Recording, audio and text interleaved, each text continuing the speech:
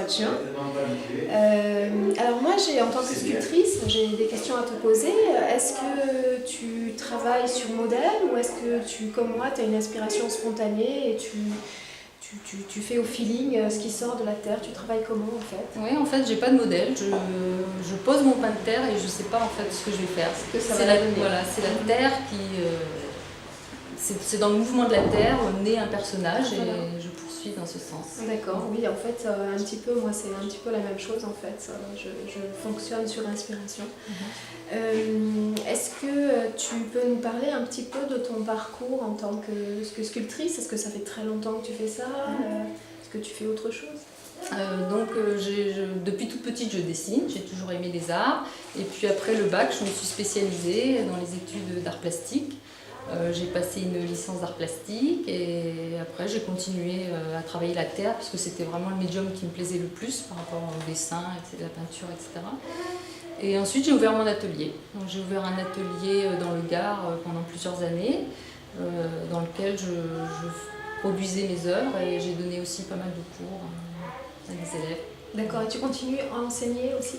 Pas là parce que j'ai changé de région et pour l'instant je me consacre à ma création. Donc tu as d'autres expositions à venir, programmées? Oui, tout l'été à Mauriès, je pense. Et puis à la rentrée, on n'a pas encore programmé. Je pas encore programmé. Super, très bien. Bah écoute, merci beaucoup. En tout cas, ça me fait très plaisir de t'accueillir. Merci de me recevoir.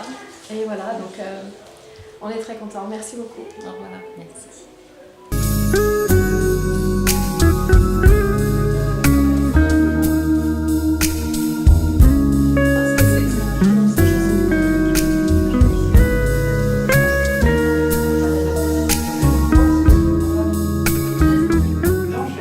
Bonjour Jacqueline. Bonjour. Alors donc tu as choisi le coin des arts en ce mois de juin pour ton exposition. On est très très contents de t'accueillir. Merci. Et voilà, donc en fait je regardais un petit peu tes œuvres et quand on contemple et qu'on observe tes œuvres, c'est vrai qu'on voit différentes techniques de l'acrylique, de l'aquarelle.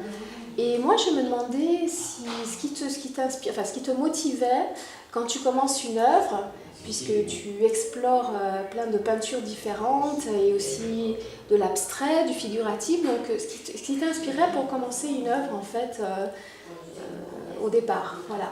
Les circonstances, tout simplement. Si je pars en voyage, c'est avec un carnet sous le bras, en courant derrière le groupe, avec ma petite boîte d'aquarelle, mon petit pinceau. Et puis quand je reviens, j'ai envie parfois d'agrandir ce que j'ai fait en tout petit. Voilà, donc c'est une manière de faire autre chose que de la photographie. J'en fais aussi, mais... Tu fais de la photographie, je fais de la photographie aussi. Mais c'est différent. Voilà. Est-ce que tu veux bien nous parler un petit peu de ton parcours en tant qu'artiste peintre? Alors c'est un parcours qui commence depuis très longtemps, puisque j'ai commencé à peindre à 12 ans. D'accord. Et le déclic m'a été donné quand j'ai rencontré Picasso. Tu as rencontré Picasso? Oui. Merveilleux. Mon père travaillait dans le cinéma, il était électricien de plateau.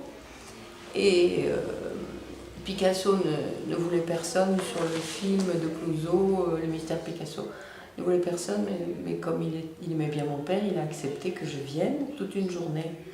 Donc j'ai eu, entre guillemets, une leçon de peinture de Picasso. Merveilleux. C'est extraordinaire. Extraordinaire. Alors, j'étais très jeune, bien sûr, donc j'ai absorbé.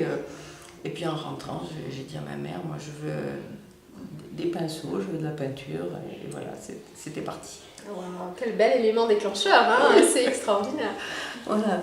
Et vas-y, continue. Et puis j'ai beaucoup dessiné, j'ai eu de très bons professeurs au lycée.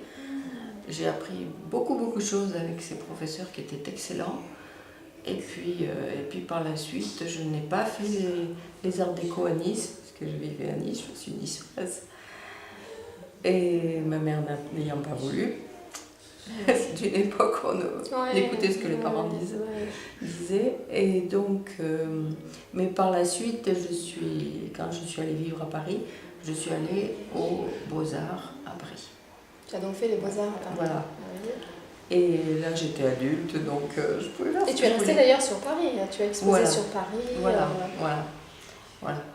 J'ai fait autre chose dans ma vie, mais j'ai toujours continué à peindre, à dessiner, toujours. Et puis, j'avais un marchand qui vendait pour moi quand j'étais jeune. Je signais que du nom de Gagnès, d'ailleurs, qui est mon nom de jeune fille. Et puis par la suite, donc il est décédé, il était plus âgé que moi. Et puis, j'ai pas cherché à exposer, j'ai pas cherché à faire quoi que ce soit, mais j'ai continué à peindre, à travailler. L'expérience. Oui, beaucoup. J'ai toujours beaucoup travaillé, beaucoup dessiné aussi. Et puis le deuxième élément déclencheur, ça a été, j'ai découvert le pastel. Et je me suis dit qu'après tout, le pastel, j'allais pas l'explorer pendant des années, toute seule, que j'allais prendre des cours. Et je suis allée dans un atelier pour apprendre le pastel, et là j'ai eu une chance extraordinaire. Je suis tombée sur un Espagnol qui s'appelle Georges Borras, qui est un sculpteur, et qui donnait aussi des cours de peinture et de pastel. Et donc il donnait des cours orientés sur l'impressionnisme. Donc disons qu'il m'a beaucoup apporté, parce qu'à l'école des Beaux-Arts, tout ça, c'est terminé, c'est fini. Ouais. Finalement, tu as eu beaucoup de chance sur ton parcours, de Picasso. Oui.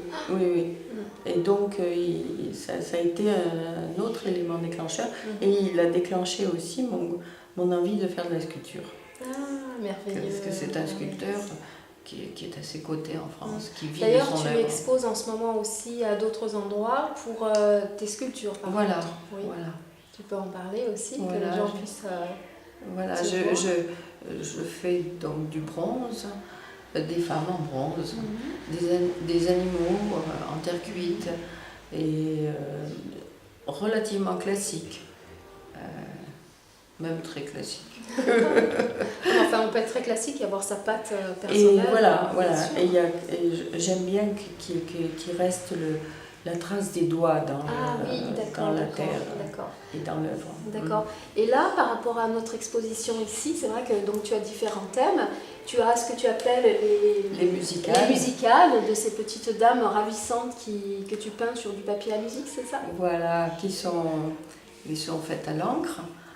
L'encre a une particularité, c'est qu'on ne peut pas retoucher. Elle pénètre dans le papier, on ne retouche pas. Et c'est ça qui est formidable, je trouve, moi, parce que justement, ça laisse le premier jet, la spontanéité. D'accord. Voilà. Et donc, c'est fait avec un bambou chinois, un calame, qui est un bambou chinois, qui d'un côté a une pointe très effilée, et de l'autre, c'est taillé en biseau. Ça permet de faire des traits très épais. Donc des traits très fins d'un côté, très épais de l'autre. Et puis avec un pinceau, j'étale à certains endroits pour faire des ombres. Voilà. C'est super. En tout cas, modeler. En tout cas, c'est vrai que c'est une exposition riche parce que variée. Et ça fait plaisir de voir plusieurs aspects en fait, de l'artiste. C'est sympathique et c'est bien. Donc voilà, merci beaucoup Jacqueline en tout cas pour avoir choisi le coin des arts et puis voilà, bonne exposition. Merci. Alors je peux peut-être rajouter un petit quelque chose parce que tu as dit que c'était des partitions. Ce ne sont pas des partitions. D'accord. Parce qu'on ne peut pas travailler sur partition, on ne peut pas travailler le mouiller sur c'est un papier qui ne supporte pas. Il ne supporte pas, il est trop fin, très acide. Et là, ce sont en principe des partitions aussi très anciennes, qui ont plus de 70 ans. Donc c'était les partitions de ma mère. Et je les reproduis tout simplement. Elles sont en lambeaux. Hein. Oui, voilà. Je fais des reproductions.